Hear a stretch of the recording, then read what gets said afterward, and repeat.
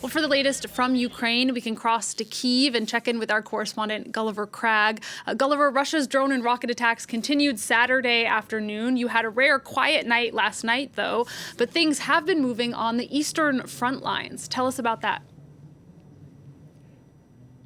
Yes, I mean, the Russians, I think, are hoping to take advantage of the last few weeks of good weather to really increase the amount of territory that they have gained in this summer offensive in eastern Ukraine, in the Donbass region in particular, and try to get into some of the towns. But they haven't had much success so far. Basically, they've failed in their attempts to take Pokrovsk, to take full control of Chasiv Yar, for example, and to fight on in the colder months from stronger bases in urban areas. But there is one area where in recent days they have been having some success. That's further to the north in Kharkiv region, but it's crucial to the Russian operations further south because it's an important railway junction, and that is the town of Kupiansk. They're taking advantage of pipelines. A pipeline, they've been able to get equipment through a pipeline into the northern areas of the city centre on the western side of the Oskil River that divides the town of Kupiansk. So I think some of that town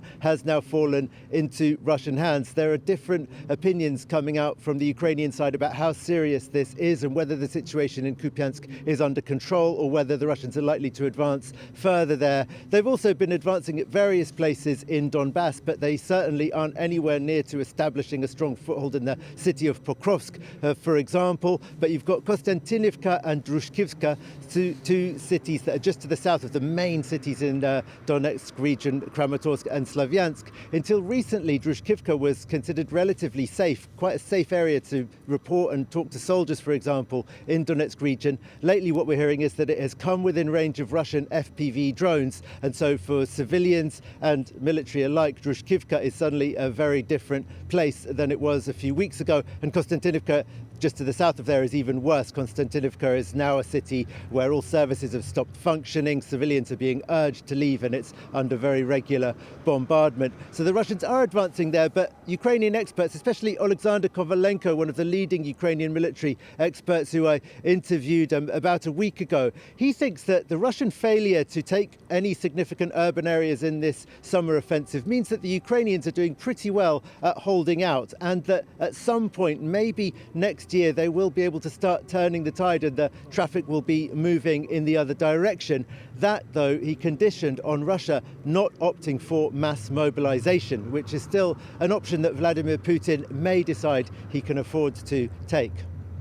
And meanwhile, Gulliver, Volodymyr Zelensky is due to meet Donald Trump next week on the sidelines of the UN General Assembly. What does he hope to get out of that meeting?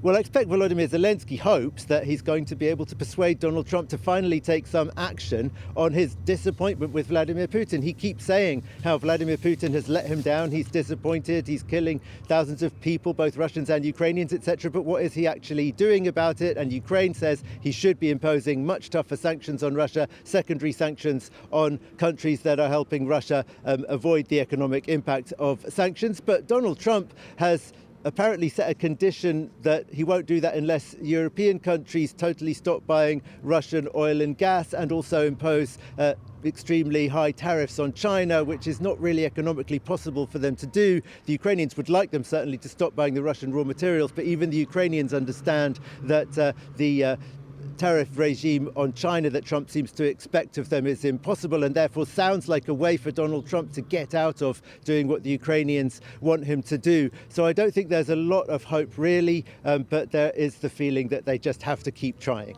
All right, we'll be keeping an eye on that meeting between Trump and Zelensky. Gulliver, thank you so much, as always, for those updates. That's our correspondent Gulliver Gragg reporting from Kyiv.